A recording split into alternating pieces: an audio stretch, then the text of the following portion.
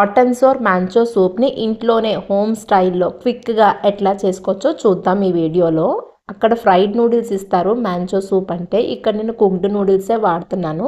Bowl full of ఈ soup తినడం వల్ల మీరు డైట్ చేసినప్పుడు కూడా మీ కడుపు ఫిల్లింగ్గా ఉంటుంది. In case me throat infection ఉన్నప్పుడు కూడా మీ థ్రోట్ని క్లియర్ చేస్తుంది. దీంట్లో గుడ్ వెజిటబుల్సే ఉన్నాయి. ఒక చిన్న రిక్వెస్ట్, మాది చాలా చిన్న ఛానల్. మీకు మా ఛానల్లో వీడియోస్ కనుక నచ్చితే ప్లీజ్ లైక్ చేయండి, షేర్ చేయండి, కమెంట్ చేయండి అండ్ ప్లీజ్ కన్సిడర్ సబ్స్క్రైబింగ్. ఇన్స్టాగ్రామ్లో కూడా ఫాలో అవ్వండి. వింటర్ కాబట్టి వేడివేడిగా ఏది తినాలనిపించినప్పుడు ఇది క్విక్గా అయిపోతుంది.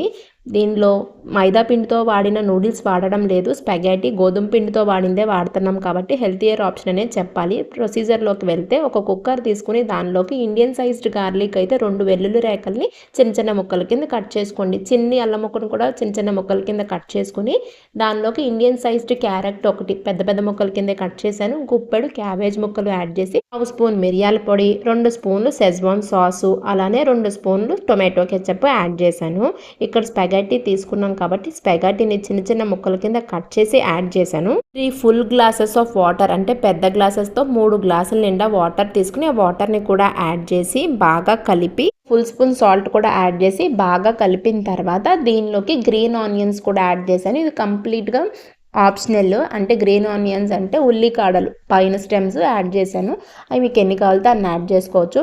యాడ్ చేసి కుక్కర్ లిడ్ క్లోజ్ చేసేసి 4 విజిల్స్ వచ్చేంత వరకు కుక్ చేశాను. 4 విజిల్స్ వచ్చిన తర్వాత స్టవ్ ఆఫ్ చేసేసి కుక్కర్ని గ్యాస్ పై నుంచి దించేసి పక్కన పెట్టి కంప్లీట్గా ప్రెషర్ పోయేంత వరకు వెయిట్ చేయాలి. ఇక్కడ నేను సోయ్ సాస్ కానీ, ఆయిల్ కానీ, బటర్ కానీ, వెనిగర్ కానీ, కార్న్ఫ్లోర్ కానీ వాడడం లేదు. ఎందుకు అంటే సోయ్ సాసు, ఆయిల్, వెనిగర్ అనేవి ఆ షెజ్వాన్ చట్నీలో ఆల్రెడీ ఉంటాయి. టొమాటో కెచప్లో కూడా ఆయిల్ ఉంటుంది అండ్ కార్న్ఫ్లోర్ అనేది హోమ్ స్టైల్ కాబట్టి కంప్లీట్గా అవాయిడ్ చేసేసాను. తీసుకున్న స్పాగెటీ కూడా మైదా పిండితో చేసింది కాదు, గోధుమ పిండితో చేసిందే. మీకు కావాలనుకుంటే స్పాగెటీని సెపరేట్గా కుక్ చేసుకుని దాన్ని ఫ్రై చేసుకోవచ్చు, అప్పుడు క్రిస్పీగా టర్న్ అవుతుంది. అది కంప్లీట్గా మీ చాయిస్. నేను ఇక్కడ ఫ్రై కూడా చేయలేదు. ఎప్పుడైతే ప్రెషర్ కంప్లీట్గా పోయిందో లిడ్ ఓపెన్ చేసి వేడివేడిగా ఉన్నప్పుడు సర్వ్ చేసుకుంటే మీ సూప్ తినచ్చు, తాగొచ్చు కూడా. కేస్ మీకు సూప్లో వాటర్ ఎక్కువ అయిపోయి అనిపిస్తే కనుక ఒక 1/2 స్పూన్ బియ్యం పిండి తీసుకుని వాటర్లో కలిపి ఆ వాటర్ని దీంట్లో కలిపి ఒక్క పొంగు వచ్చేలాగా ఉడికించుకుంటే కనుక మీ సూపు కొంచెం దగ్గర అవుద్ది. అంతే, సూప్ రెడీ అయిపోయింది. Thanks for watching. నచ్చితే ట్రై చేసి లైక్ చేయండి.